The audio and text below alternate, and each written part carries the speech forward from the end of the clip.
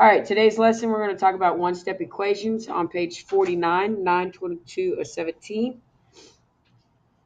Go ahead and turn to page 49 and start writing the topic at the top, one-step equations. And I'll turn to mine where I need to rewrite. All right, so one-step equations. And I'm going to give you examples of all types of the operations for one-step equations.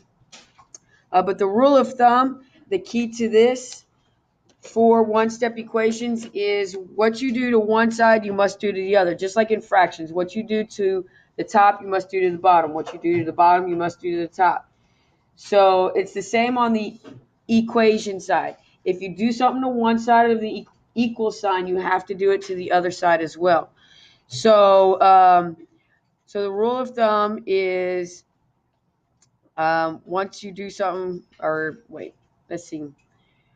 When you do something, because that's going to be a big something, to one side of the equation, you must do the same to the other side. Okay? You may ask, what is it that you're going to do to these equations? Well, you're going to be solving for variables. All right? One-step, two-step equations is solving for variables, which means letters. So the next rule of thumb is you will do the opposite to move something to the other side. Okay, so do the opposite to move to the other side. For instance,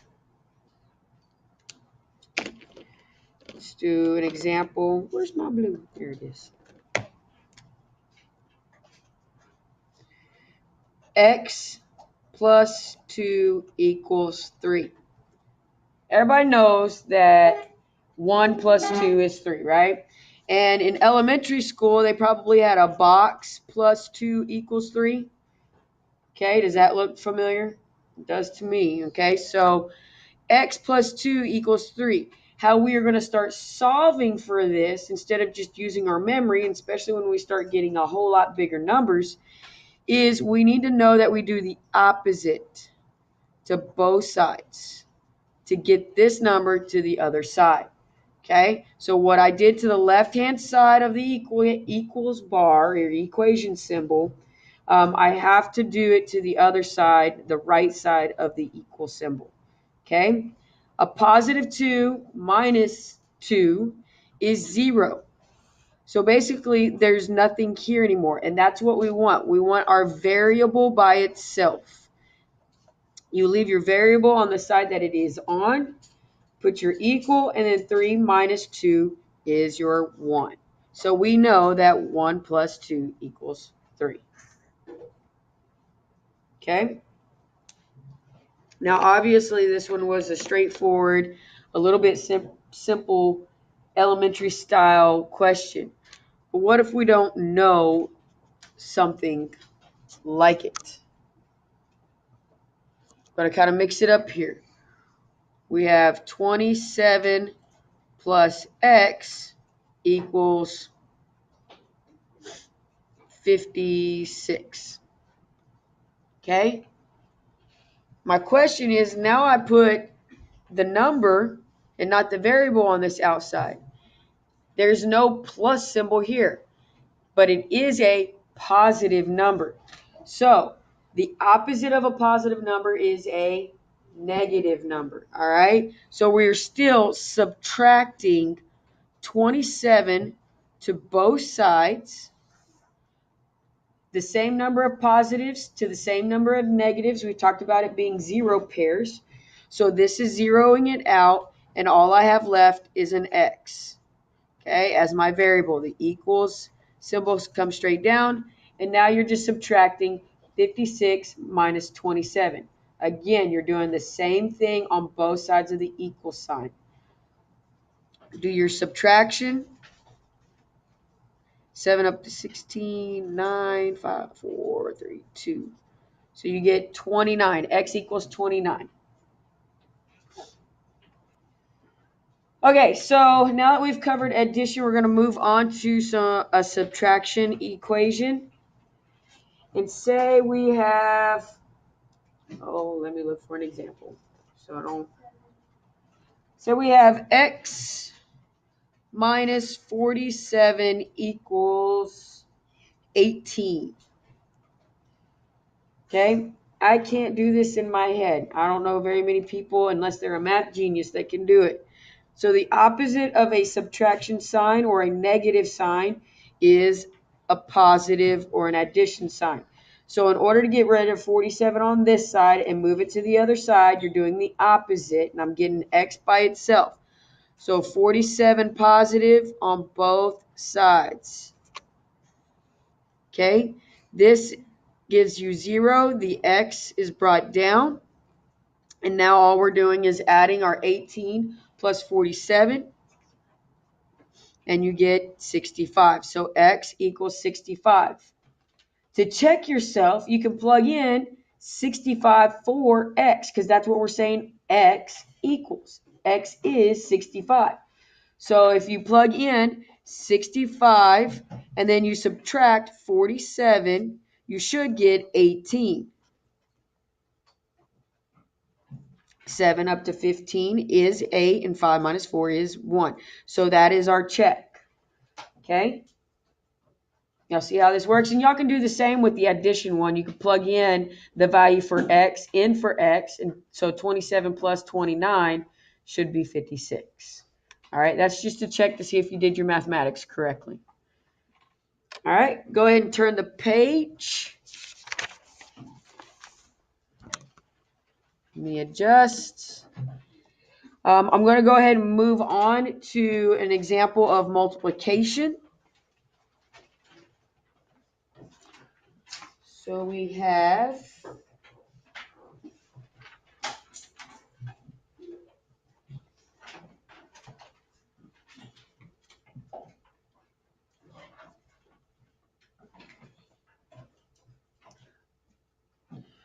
we'll do a simple one for right now. 2x equals 18. Well, hopefully we all know what 2 times something equals 18.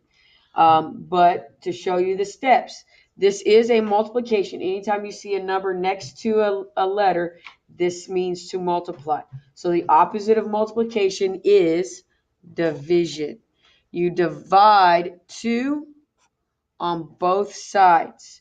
When you're doing that, 2 divided by 2 gives you 1. This is your 1x. Okay, and that's what we want. We want 1x. We don't have to write a 1 in front of x, because when you're giving that one letter, that is already telling you that you have 1 of that. Okay, so now we need to know 18 divided by 2, which is 9. So x equals 9. Your variable is 9. 2 times 9 is 18. All right. One more example. I'm going to go ahead and throw in here decimal. So 2.5 times n equals 45. This is multiplication.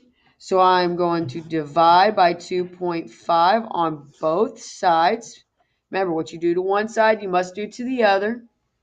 Okay, 2.5 divided by 2.5 gives me 1. Okay, so I have 1n, and I have to do this division, 45 divided by 2.5. I can't do that in my head, so I'm going to go off to the side. 45 on the inside, top dog gets the house, 2.5 on the outside. Here's from our previous lesson. I need to make my outside number into a whole number. Okay, so moving to the right one time makes it a whole number. I have to add a decimal on the inside and still move it one time and fill in with a 0. Take your decimal up into the answer because you never know if you need more decimal points. 25 does not go into 4.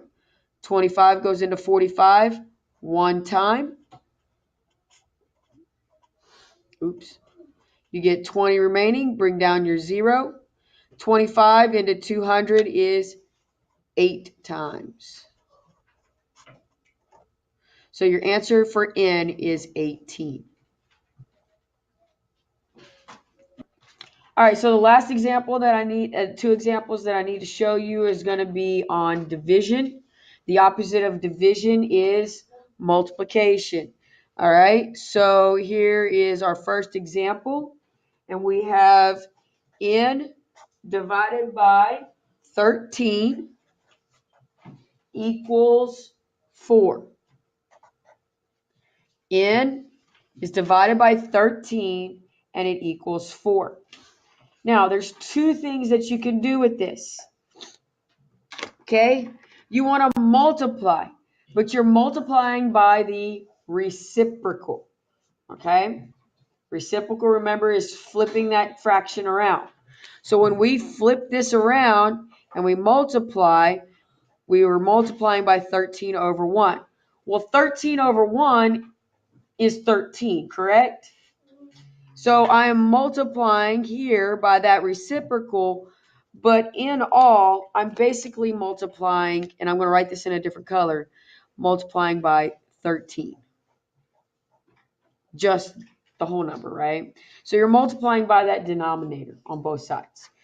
When how this works out, remember with multiplying fractions, you would end up with 13n over 1 times 13 is 13. Y'all remember what this looks like from up here? 13 divided by 13 is your 1. So these cancel each other out to make that 1, and you're left over with just n. Okay, did I confuse? Did I get everything? Y'all good so far? Yes? Good. So now whatever's left is 4 times 13. Well, 4 times 3 is 12. Carry the 1. 4 times 1 is 4 plus 1 is 5. So n equals 52. You could check yourself by plugging in 52 in for n, because that is what we're saying n equals, and divide by 13 to see if you get 4. All right, last example of division. We have 25 equals k divided by 5. So what divided by 5 equals 25? All right. It's not what times 5, it's what divided by 5. All right, and that's what tricks a lot of people up. A lot of people, I bet at first when they saw this, wanted to go, oh, it's 5. No, 5 divided by 5 is 1, not 25. So what are we going to multiply by? On both sides, we are going to do the reciprocal, which is a multiplication of 5 to both sides. Remember, this is the reciprocal, so it's like having over 1. 5 divided by 5 here gives you your 1, and I'm left over with k equals 5 times 25. Well, 5 times 5 is 25. You carry your 2. 5 times 2 is 10, plus the 2 is 12. So k equals 125. And I hope we know 125 divided by 5 is 25.